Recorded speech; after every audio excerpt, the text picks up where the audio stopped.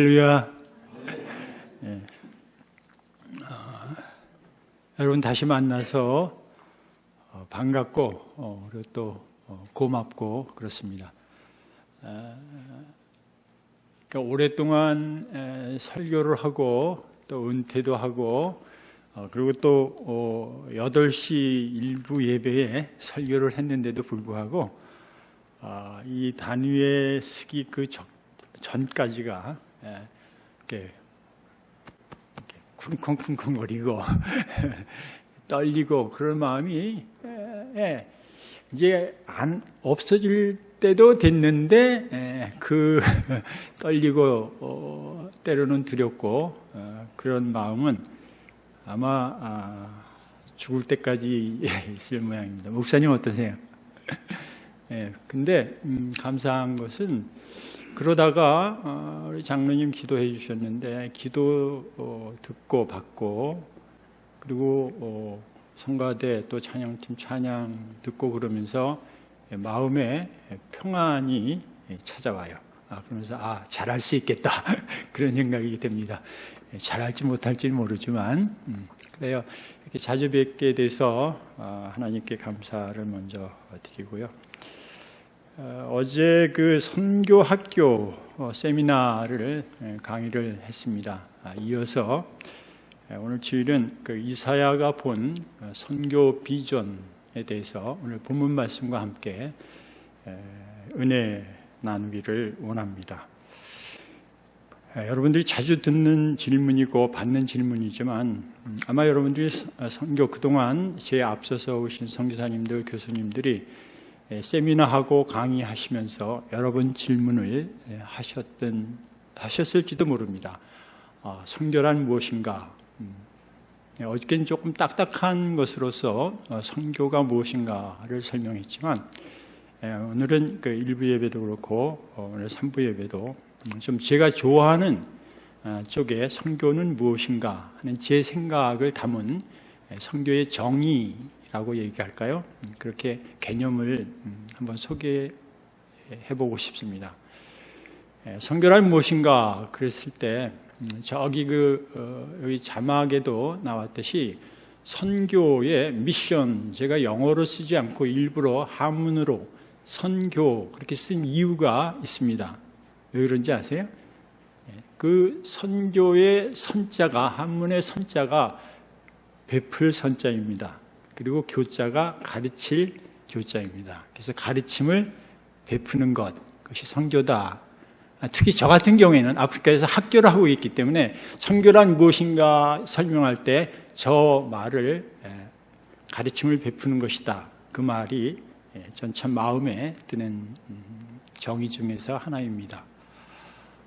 또 하나 선교란 무엇인가를 설명한다면은 선교는 사람을 남기는 것이다. 그렇게 저는 얘기하고 싶습니다. 선교지에서 많은 건물을 세우고 많은 실적과 성적을 내지만 제가 생각하는 선교는 선교지에 사람을 남기는 것이다. 그리스도의 사람을 남기는 것이다. 그렇게 정의합니다. 어때요? 마음에 드세요? 마음에 드셔야 돼요. 그리고 기고 아주 편한 얘기로 제가 이랬으면 좋겠다 하는 생각을 갖고 웃으면서 하는데 요즘 그 선교를 어디에 비유하냐면은 미식 축구장에 비유를 합니다. 그러면서 8만 명의 관중이 팝콘 먹고 여샤여샤 응원하고 24명의 선수가 필드에서 뛰는데 이제는 8만 명의 팝콘 먹고 응원하던 사람, 관중이 필드에서 뛸 때고 24명의 선수가 쉴 때다. 왜 그렇게 얼굴이 굳어주셨어요? 무슨 얘기냐면 저 같은 사람이 이제 쉬고 여러분들이 전부 나가서 선교한다. 그런 의미의 이야기입니다. 그랬으면 좋겠어요. 그랬으면 얼마나 좋겠어요. 기고 또 한 가지만 더 얘기한다면 선교는 하나님께서 세상 속에서 일하는 속에서 하나님의 동역자가 되는 것이다. 그렇게 이제 선교학론적으로 얘기합니다. 말씀드린 대로 이렇게 선교는 참 아름다운 것입니다. 귀한 것입니다. 그럼에도 불구하고 제가 사역하는 그 아프리카 선교 역사를 살펴보면은 가슴 먹먹한 그런 비극적인 그런 역사들이 많이 있다는 것입니다. 여러분들이 금방 기억해 내실 수 있는 노예 무역이라든가 루안다의 그 인종 대학살이라든가 이런 것들은 선교 역사의 가슴 아픈 그런 기록들입니다. 아니 그 선교 역사와 우리와 무슨 관계가 있느냐? 루안다의 학살, 그건 벨기에 사람들이 그런 거 아니냐? 아니 자기네 동족끼리 투치와 후투가 서로 내란으로 전쟁하면서 그렇게 80만 명이 죽은 것인데 무슨 관계가 있느냐? 그러나 여러분 그렇지 않습니다. 그 내면으로 들어가 보면은 벨기에가 뒤에서 다 조종을 했고 식민지 통치라는 이름하에 복음과 함께 성경과 함께 그렇게 뒤에서 다 조절을 했고 투치를 조절하면서 후투를 학대했고 그것이 독립되면서 후투가 투치를 다시 한번 복수하는 그 과정에서 일어난 인종 대학살이 그것이 루안다 참사입니다. 여러분들 호텔 루안다라는 영화 보셨습니까? 그것이 그건 실제입니다. 그렇게 연결되는 것입니다. 노예, 그건 우리와 관계없다. 그렇지 않습니다. 식민지 통치와 복음화라는 성경을 들고 그곳에 들어가서 베풀었던 그들이 뒤에서 조종했던 그 엄청난 그 백그라운드는 기독교는 책임 없어. 그럴 수가 없다는 것입니다. 창세기 9장은 사실 아프리카의 노예와 아프리카의 검은색 피부색과는 전혀 관계가 없는 얘기입니다. 그러나 노아가 방주에서 나오고 농사를 잘 짓고 포도주에 취해서 그리고 나서 아랫도리를 부끄럽게 한 그것을 함을 저주한 함의 아들 가나안을 저주하면서 가나안은 형제들의 종이 될 것이다. 그래서 그것을 기본으로 해서 하나님께서 이미 인종의 차별을 두셨다. 그렇게 교육하고 아프리카 선교가 밑바닥에서 많은 노예 무역의 주춧돌 역할을 했다는 것이 아프리카 선교 역사의 아픈 그런 기록들입니다. 선교 어저께 세미나 때는 길게 이 부분에 대해서 설명을 했는데 오늘은 여러분들에게 그렇게 할 시간은 없고 간단하게 이 이야기가 아마 많은 그런 아프리카 선교 역사의 아픈 부분을 종합적으로 얘기할 수 있는 대목이다 그렇게 생각이 돼서 소개해드리면 이렇습니다.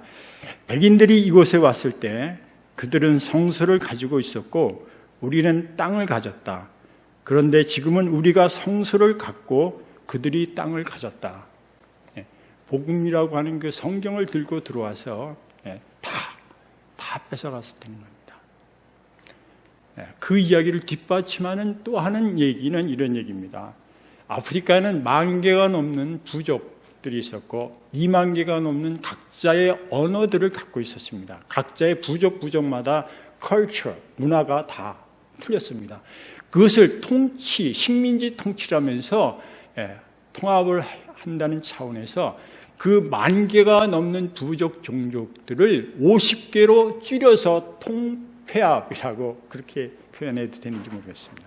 50개 이하로 줄이면서 서구 백인들이 그 아프리카를 나눠 가졌습니다. 그 나눠 갖는 과정에서 엄청난 그 가슴 아픈 일들이 아프리카 선교 역사를 읽어보고 들여다보고 공부해보면은 가슴 애탄 먹먹한 이야기들이 있다라고 하는 것입니다.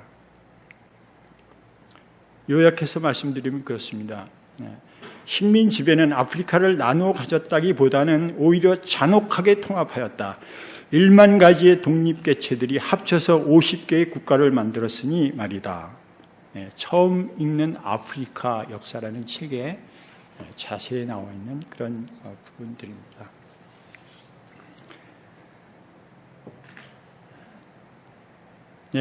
그분들 얘기는요, 자기네들이 이렇게 굶어 죽고, 여러분 아프리카 그러면 생각나는 게 뭐예요? 굶어 죽는 거, 빈곤, 재난 그런 거가 생각나시죠? 근데 그 사람들 생각은 그렇지 않아요. 자기네들이 이렇게 가난하고 굶어 죽고 그러지 않았다는 거예요. 백인들이 들어와서 자기 나라를 통치하고 그러기 전에, 복음이라는 성서를 가지고 들어오기 이전에 자기네들은 충분히 먹고 살고, 그 1만 개가 넘는 부족, 종족들이 서로서로 아끼고 사랑하지는 않았지만 불편 없이 스스로를 인정하고 타인을 인정할 수 있는 그런 그 나름대로의 행복한 삶, 먹을 것 충분하게 행복한 삶을 살았다는 거예요. 그러나 복음이라는 성서가 들어오기 시작하면서 통폐합하고, 그리고 식민지 통치, 제국주의, 자유무역 이런 게 일어나면서 그들에게 빈곤이 생겼고, 그리고 재난이 생겼고 아픔이 생겼다는 이야기입니다. 그렇습니다. 아프리카의 자원도 그래요. 원래 아프리카는 풍부한 자원을 가진 나라입니다. 근데 지금 중요한 것, 요소들은 이미 구라파에서 이미 돈 주고 샀다 그러지만, 여러분 말이 돈 주고 산 것이지 그냥 거의 뺐다시피 한 거예요. 여러분 캘리포니아도 미국에서 인디안한테 돈 주고 샀다, 떳떳한 거라고 생각하십니까? 그렇지 않아요. 좀 더 들어가 보시면, 지난번에 언젠가 인디안 선교하시는 선교사님 오셨는데 그분이 얘기했는지 모르지만 그렇지 않아요. 이 캘리포니아도 인디안, 그런 차원에서 선교 역사를 들여다보면은 아픔이 많이 있다는 것입니다. 우리는 긍정적인 생각을 하는 것이 좋다는 차원에서 슬픈 얘기, 비극적인 것을 자꾸 덮으려고 그러는데 그렇지 않습니다. 아프리카를 제대로 알고 아프리카 선교를 제대로 하고자 하는 마음이 있다면은 그들이 갖고 있는 그 아픔도 상처도 알고 또 이해할 수 있어야 됩니다. 그런 면에서 어제 제가 선교 세미나는 아프리카 선교의 상황화와 이해라는 제목인데 굉장히 긴 얘기입니다. 어제 들으신 분한테 좀 빌려달라고 그러면 제가 맨 뒤에 참고한 참고 서적들 이름들이 있습니다. 한번 보시면 좀 더 아프리카를 관심 있게 바라볼 수 있을 것이다, 그런 생각이 듭니다. 오늘 본문은, 본론에 가서 오늘 본문은 이사야가 2500년 전에 이미 메시아로 오실, 야훼의 종으로 오실 우리 예수님께서 어떻게 선교를 이 땅에서 하셨나, 그분이 갖고 있는 선교 비전은 무엇인가 라고 하는 것을 소개하는 내용이 오늘 이사야서 42장의 1절에서부터 7절까지의 본문 말씀입니다. 이사야 선지자는 예수님의 그 선교 비전, 태도, 마음을 네 가지로 설명하고 있는데, 처음에 온유와 겸손입니다. 여러분 2절 보시면 그는 외치지 아니하며 목소리를 높이지 아니하며 큰 소리로 거리에 들리게 아니하며. 여러분 이거는 아시죠? 목소리가 크고 작고 톤을 얘기하는 게 아니라는 것 아시죠? 제 목소리가 작은 편이에요. 그래서 잘 안 들려서 일부 예배 때도 뒤에서 자꾸 이렇게 볼륨을 줄였다 하시는 것 같은데, 이 목소리가 높고 낮음을 얘기하는 것이 아니라 이렇게 아니하며 말을 3번이나 반복하면서 표현을 바꿔 말하는 것은 그분의 온유하심과 겸손하심을 강조하기 위한 내용인 것입니다. 예수님의 온유와 겸손, 금방 여러분들이 생각이 상상이 안 되면은 세상 사람들, 권세 있는 사람들을 생각해 보면은 쉽게 이렇게 생각해낼 수가 있습니다. 세상에 조금 권세 있는 사람들, 이런 사람들 나타나면은 높습니다. 소리가 나옵니다. 임금들 보면은 앞에 호위무사들이 있고 나팔을 불고 소리 지르고 이렇게 그 위험 있게 나타나는 것이 세상 일입니다. 그러나 그분은 그런 권위를 가지고 사람들을 대하지 아니하셨습니다. 그는 외치지도 아니하셨고 소리를 높이지도 아니하셨고 그분이 하는 얘기는 길거리에 들리지도 않을 정도로 겸손하셨고 온유하셨다는 그런 이야기입니다. 요새 세상 사람들은 이렇게 하면은 왕따 당합니다. 그렇죠? 그리고 세상 말로 쪼다다 그렇게 얘기합니다. 튀어야 됩니다. 말도 튀어야 되고 옷도 튀어야 되고 정치인들도 막 튀어야 살아남는다고 그러지만 예수님의 모습은 그런 모습이 아니었습니다. 우리가 잘 아는 빌립보서 2장에도 보면 그분은 하나님이시지만 사람의 모습으로 종의 모습으로 이 땅에 오셔서 우리를 만나 주셨습니다. 왜? 하나님의 모습으로 만나면 우리가 떨어야 되고 부끄럽고 그렇기 때문에 그분은 그런 모습으로 오셨습니다. 이사야는 오늘 이사야 42장에 이어서 계속 뒤에 가서 53장에 가서 보시면은 이런 주님의 모습을 이렇게 표현하고 있습니다. 같이 한번 읽어보실래요? 시작. 그는 주 앞에서 자라나기를 연한 순 같고 마른 땅에서 나온 줄기 같아서 고운 모양도 없고 풍채도 없으며 흠모할 만한 아름다운 것이 없도다. 우리가 보기에 그분은 정말 흠모할 만한 나타날 만한 자랑스러운 모습이 하나도 없었다고 하는 것입니다. 그렇습니다. 하나님의 일, 특히 선교, 전도는 그렇게 소리내고 권위 있게 나타나는 것이 아니라 우리 오늘 주님의 모습같이 과시하지 않고 조용하게, 부드럽게, 온유하게 그렇게 하나님 나라는 그렇게 세워지는 것입니다. 그래요. 사람들은 그분을 보고 두려워서 옷깃을 여미거나 그러지 아니하셨습니다. 너무너무 낮은 모습으로 오셨기 때문에 누구나 만나서 그분에게 의논도 하고 그분과 함께 생활할 수 있었던 그 예수님의 모습이 오늘 이사야가 본 그분이 이 땅에 와서 선교하고 전도했을 때 그 모습을 이사야가 2500년 전에 환상으로 비전으로 본 내용이 오늘 본문의 내용인 것입니다. 우리가 복음서에 와서도 보면은 예수님께서 하셨던 오늘 소개한 그 모습을 얼마든지 복음서에서도 볼 수 있습니다. 그럼에도 불구하고 그분은 학자의 혀를 갖고 계셨기 때문에 그분이 얘기하는 것에 어리석은 자가 지혜롭게 됐고 그분의 말씀은 살아서 운동력이 있어서 정말 좌우에 나서 어떤 검보다 말씀이 육신되어서 오셔서 영과 혼과 관절과 골수를 찔러 쪼개는 영과 육을 대수술하는 그런 권세를 이 온유함과 겸손함 속에서 갖고 계셨다는 사실입니다. 아멘. 예수님께서 보여주신 그 선교의 모습인 것입니다.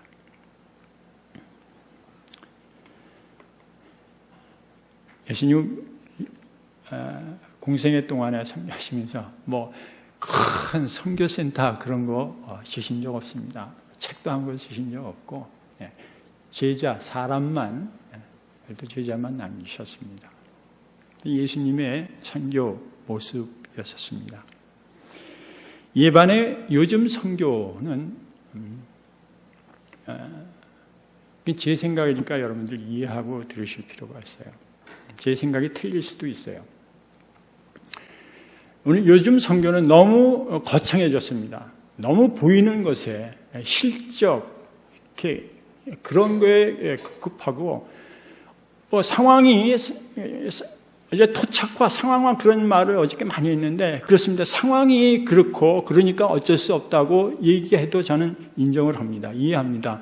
그럼에도 불구하고 예수님께서 이 땅에서 선교의 그 비전 그리고 그 태도를 보면은 전혀 본질과 비본질이 바뀌지 않았나 하는 생각을 하게 된다는 것입니다. 선교가 너무 커졌어요. 보이는 것이 너무 커졌어요. 사복음서에서 보면은 여러분들 아시듯이 예수님께서 원하시는 그 제자들을 보내면서 선교 설교는 이런 설교였었습니다. 모든 족속 그리고 마태는 모든 족속으로 표현했고 마가는 그것을 온 천하 사도행전은 예루살렘과 온 유대와 사마리아와 땅 끝까지거든요. 근데 선교가 너무 커져서 땅끝으로 가기는커녕 움직일 수가 없어졌어요. 너무 커졌어요. 현지인들한테 준다고요? 모르겠어요. 아까워서 못 주는지 어째서 못 주는지 모르지만 원래 선교는 세워놓고 현지인을 주기 위해서 세워진 선교인데 너무 크다 보니까 그 사람들이 보기에는 성 같아요. 그리고 거기 있는 선교사들은 성주 같은, 그건 하나님이 주님께서 원하시는 선교의 모습이 아니라고 생각합니다. 그럼 여러분들이 질문할지 몰라요. 모경수 목사, 당신은 보이는 거 해놓은 실적이 없으니까 그런 얘기 하는 거 아니야? 맞아요. 전 한 게 없습니다. 땅 한 평도 못 샀고 한 평의 건물도 짓지 못했습니다. 학교는 뭐 처음에 몇 명 됐다가 지금은 많아졌어요. 245명인가 됐어요. 빌려서 하고 1년에 4번 학기하니까 학기할 때 빌려서 하고, 그리고 또 어떤 때 이제 사정이 이러니까 좀 옮겨달라고 그러면 또 다른 교회 빌려서 하고, 한 평에 건물 한 평도 지어본 적이 없어요. 그러나 이제 학교가 이렇게 커지고 5개 아프리카에 루안다, 우간다, 탄자니아, 사우스단 이렇게 학교가 러시아에 이렇게 생기면서 건물이 필요하구나 그런 생각을 요새 자꾸 해요. 보이는 건물을도 좀 해야 되겠다. 그러나 그것도 제가 마음이 일단은 접었습니다. 하나님, 내가 이거 다시 좋은 생각했다가 나쁜 생각으로 하는 건 아닙니까? 그렇습니다. 저는 보이지 않는 것을 제 가슴에 갖고 있습니다. 245개의 별들이 내 가슴에 있습니다. 내가 사랑하는 사람들이고 그분들이 나를 사랑하는 245개의 별, 아프리카의 우리 학생들입니다. 저도 볼 수가 없고 여러분들도 내 가슴에 있는 이 별들은 보이지 않는 별, 소망입니다. 꿈입니다. 비전입니다. 그러나 저는 이 보이지 않는 별들을 위해서 우리 신학교 시작할 때 여러분들은 졸업할 때까지 제가 풀 스콜라십, 전액 장학금으로 여러분들 공부하겠습니다. 하겠습니다. 그 약속을 지키기 위해서 그 사명 때문에 어떤 면에서는 이렇게 살고 있는지도 모를 정도로 온 내 꿈은 그 240, 더 늘을지도 몰라요. 또 줄을지도 모르지만 현재 제 가슴에 있는 보이지 않는 그 비전과 소망은 245개의 아프리카에 있는 학생들이라는 사실. 여러분들한테 무슨 어디 갔다 오면은 저를 부르는 데도 없고 제가 갈 데도 없어요. 왜? 가면은 뭐를 보여주고 이렇게 지었다든가 뭐 그런 게 있어야 되는데 학기 끝나면은 다 뿔뿔이 또 자기 사역지로 가고 똑같은 7년 동안 비슷하게 거기서 공부하는 모습, 교수 가르치는 모습, 그 똑같은 것을 재미없잖아요. 보는 사람도. 유혹이 그쪽으로 좀 보이는 것에 좀 뭐 좀 해볼까 하는 쪽에 마음을 뺏길 때도 있지만 아직까지는 저한테 그 보이지 않는 그 별들로 인해서 여러분들에게 보여줄 실적과 무슨 상징적인 건 없지만 다 인비지블한 거지만 하나님께서는 그 보실 것이고 여러분들도 언젠가는 내 마음에 있는 보이지 않는 이 별들을 여러분들도 보실 수 있을 것이다. 그렇게 믿어지기 때문에 오늘도 기도하면서 오늘 찬양과 같이 기도하며 그 길을 가는 것입니다. 이 일을 위해서 여러분들의 기도도 저한테는 필요합니다. 처음에는 그냥 제 힘으로 몇 사람 힘으로 되는 일이었지만 이제는 사이즈가 보이지 않는 거지만 보이지 않는 사이즈가 많이 커졌다는 겁니다. 바울이 얘기한 대로 보이는 것은 잠깐이요 보이지 않는 것은 영원하다. 그 마음을 계속 갖고 가기를 원합니다. 여러분도 이 일을 위해서 기도해 주시기를 바랍니다.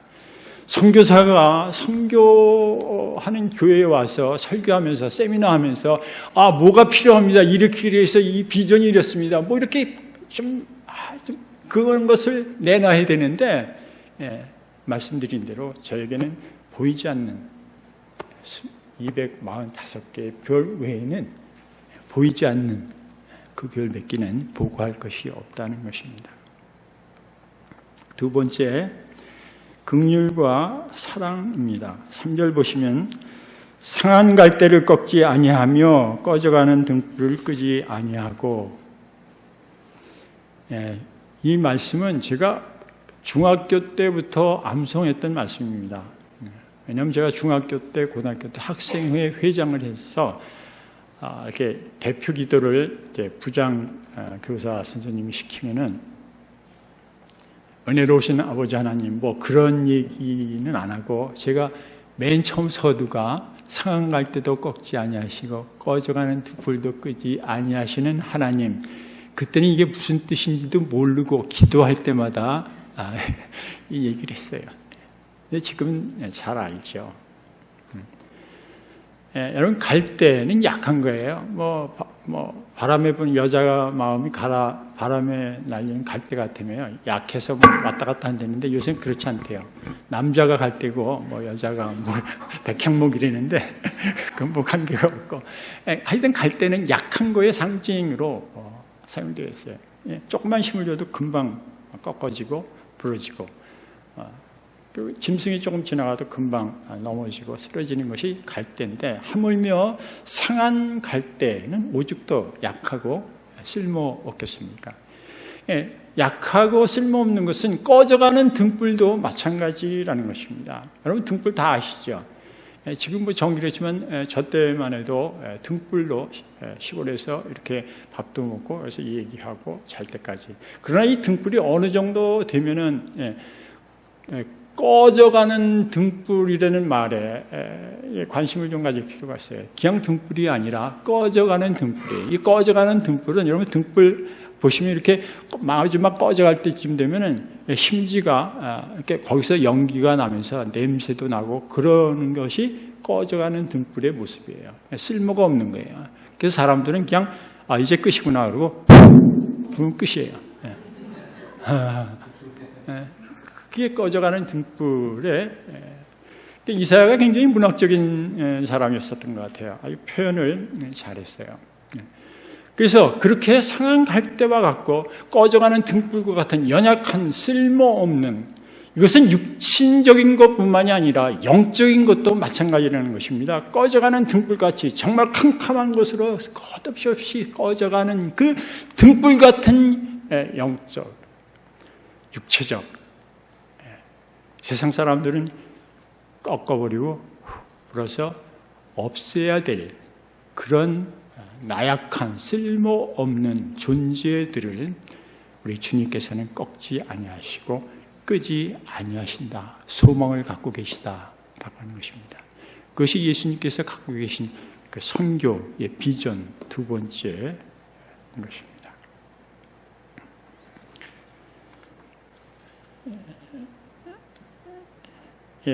두 번째 결론은, 소결론은 이런 것입니다.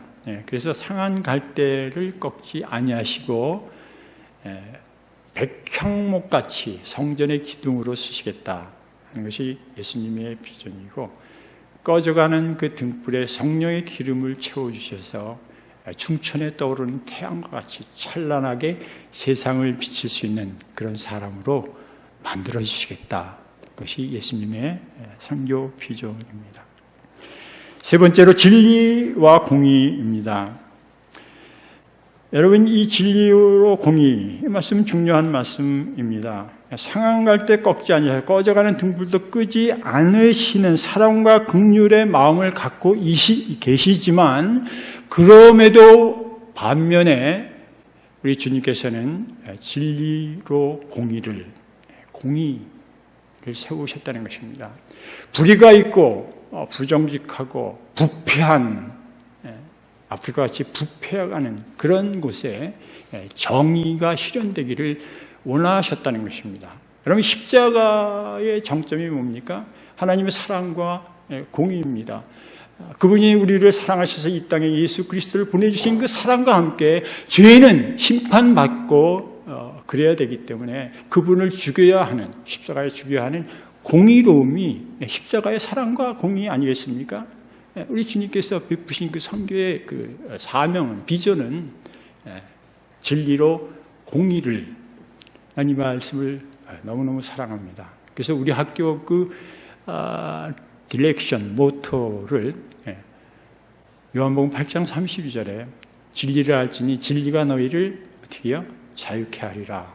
그래서 세 가지 진리, 자유, 정의. 그것이 저희 학교 교훈입니다.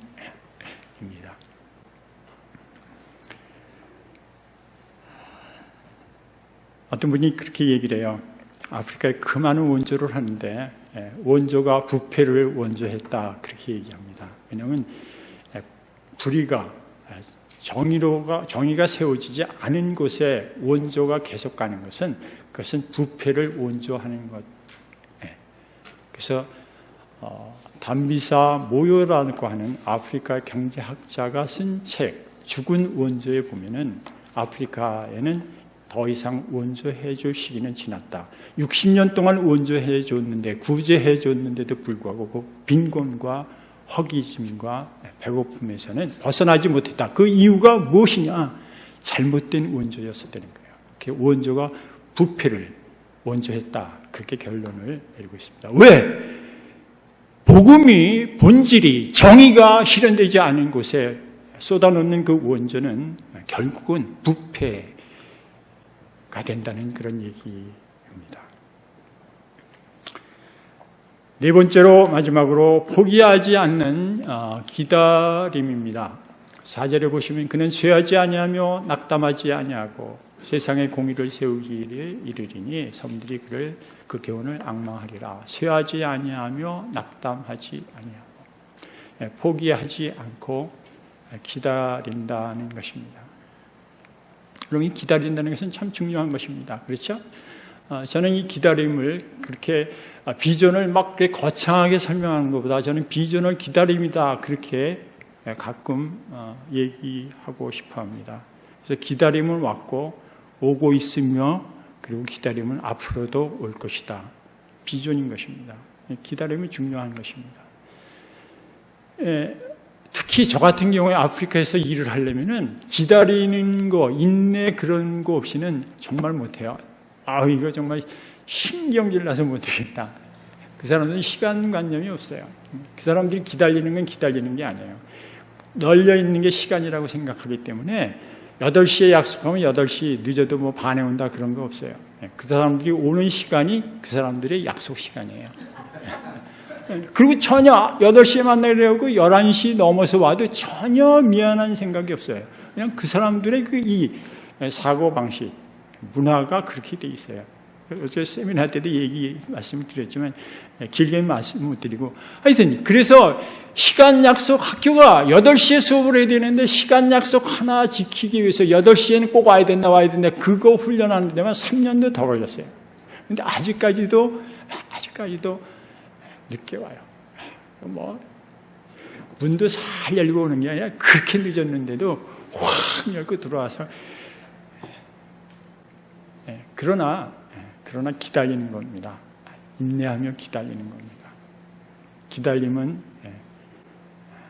예술이라고도 어떤 분이 그러더라고요. 저는 그래서 저도 기다리는 걸 참 못 참았어요. 저도 성격이 참 급한 사람이었거든요. 근데 자꾸 하나님이 제 성격도 이렇게 두드려 이렇게 바꿔가면서 사용하시더라고요. 그래서 저는 기다리는 거에 익숙합니다. 예수님께서 선교하신 그 모습 중에서 낙심치 않고 쇠하지 아니하고, 이것은 인내하며 기다림의 그 모습을 우리에게 보여주고 있는 말씀인 것입니다. 어떤 신학자가 하나님의 별명을 3마일의 하나님이다, 그렇게 별명을 붙였습니다.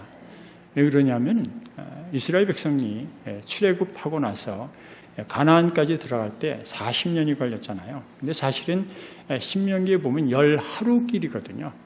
호렙산에서 세일산을 지나 가데스바네아는 가나안 바로 앞이니까 거기까지 10하루 길인데, 이스라엘 백성이 뭐 죄를 졌어도 여러 가지 이유가 있겠지만 하여튼 속도는 2마일, 3마일도 안 되게 행군을 하고 가나안으로 걸어갔어요. 그런 그 이스라엘에게 하나님께서 하신 말씀이 뭐냐면 내가 너와 함께 가리라. 3마일의 하나님이라는 그런 별명이 있습니다. 하나님이 3마일로 가실 분입니까? 시간과 공간을 초월하신 분인데 하나님께서 이스라엘 백성과 함께 기다림과 인내로 3마일로 갔다는 거예요. 하나님 함께.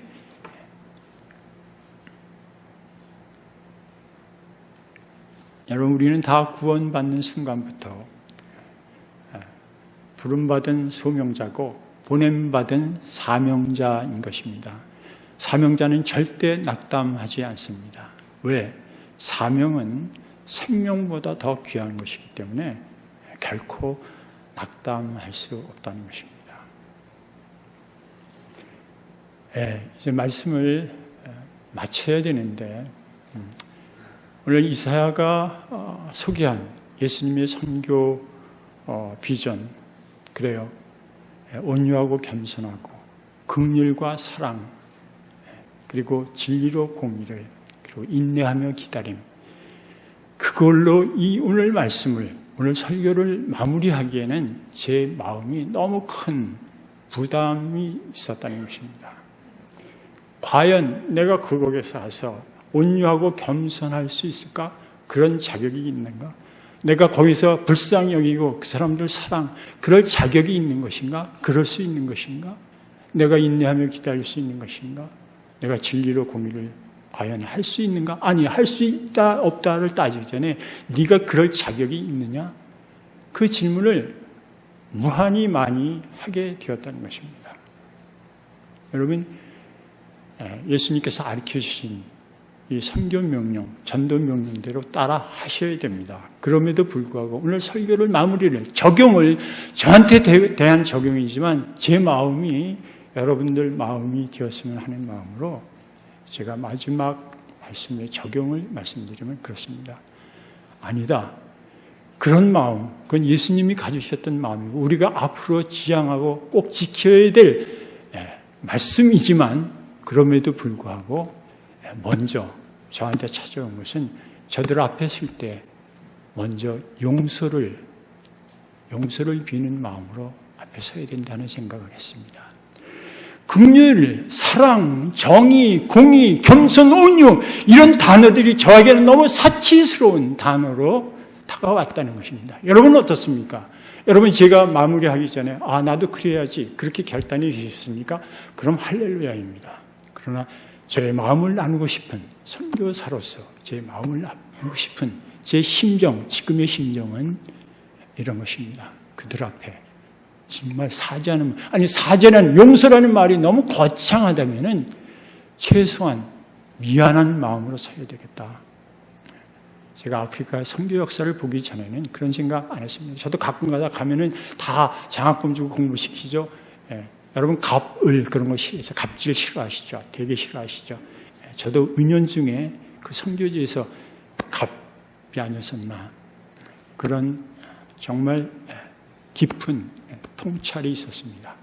그리고 제가 여러분과 함께 나누고 싶은 말씀은 그렇습니다. 우리는 선교지에 아프리카뿐만이 아니라 어느 선교지에 여러분들이 쓰든지 그들 앞에 선교지에 우리가 필요하기 때문에 우리가 간 곳인데 그곳에서 적어도 빚진 자의 마음, 복음의 빚진 자의 마음으로 마지막 헬라인이나 야만인이나 지혜 있는 자나 어리석은 자에게 모두에게 다 내가 빚진 자라라고 하는 이 빚진 자의 마음으로 여러분 삶에 선교에 임할 때 오늘 주님께서 주신 이 4개의 선교 명령이 여러분 마음에 경험으로 실천적으로 이루어질 줄을 믿습니다. 오늘 저의 마음이 여러분 마음에도 전달되어지기를 소원합니다. 기도하겠습니다. 하나님 아버지 감사합니다. 오늘 이사야 말씀을 통해서 우리가 너무 이렇게 선교하고 전도하고 하나님이 일을 한다고 너무 소리치고 외친 것 아닌가 그런 생각을 해볼 수 있게 하시니 감사합니다. 하나님 특별히 우리가 선교하고 또 전도하면서 오늘 우리에게 주신 말씀과 같이 정말 빚진 자의 심령으로 예수님의 심장을 가지고 또 전도에, 선교에, 그리고 우리 가정의 사회에 임하게 하여 주시옵소서. 주신 말씀 감사합니다. 예수님 이름으로 축복하며 기도하옵나이다. 아멘.